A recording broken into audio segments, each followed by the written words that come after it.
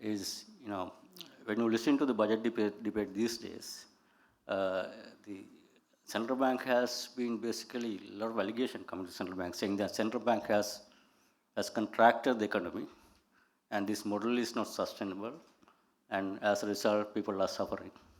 I am the person who is in charge of the monetary policy. I would not like to creep into encroach someone else's authority in terms of fiscal policy. And likewise, I also don't like, as an independent central bank, fiscal authority dominating my policy making. That is a key important principle in any successful economic development is the independent central bank and independent the treasury, which are looking at their own objectives and having policies, but obviously there has to be a coordination between fiscal and monetary policy in terms of overall macro stability. There's a connection, but we would like to respect the authority of the fiscal, the treasury and minister of finance, their authority to impose taxes, the authority to control expenditure, the authority on the public finance, not only minister of finance, but it is the cabinet and the ultimately parliament. The authority, final authority of public finance is the parliament, like in the country. That is a people's choice. How they would like to have taxes, how they would like to have expenditure, the fiscal policy is all choice by the democratically elected government in this kind of situation, in this kind of environment. That is why you see today budget was passed by the parliament, that people who elected representative, they pass the budget. They are the ones who take decisions on taxes, expenditure on behalf of you. But when it comes to monetary policy, it's not public finance. Public finance is only taxpayers' money. Country's finance is the monetary policy.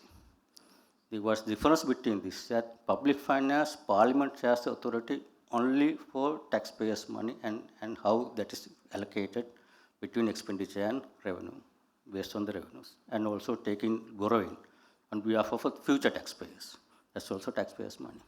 But when it comes to country finances, it is the central bank independent authority to determine what interest is for the whole country you are supposed to pay. What the exchange rate what's a relevant appropriate exchange rate for you to be able to do, not only for the government, but for the whole country, private sector, public, everyone.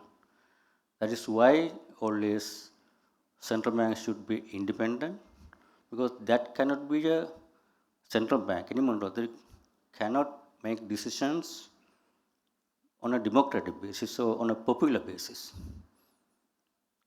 Parliament, obviously, if people are asking, they have to make that decision. But central bank cannot make decisions on the basis of what people think what is popular. It has to be the right decision in terms of overall country finances. That is what is called monetary policy. So it's a bit of confusion in our constitution. There's one clause say parliament constitution for public finance. People interpret this as parliament has the authority over all finances. No, parliament has authority only on the public finance.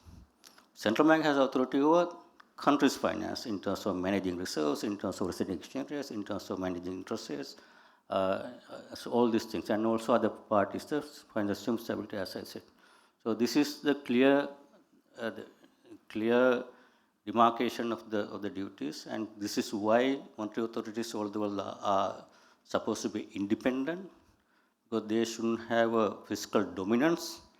Parliament or cabinet or government should not be imposing the central banks, influencing their independent decision, but we need to have a right accountability as a public institution. That is where we are accountable to the parliament in terms of accountability. You need to have a independence with accountability.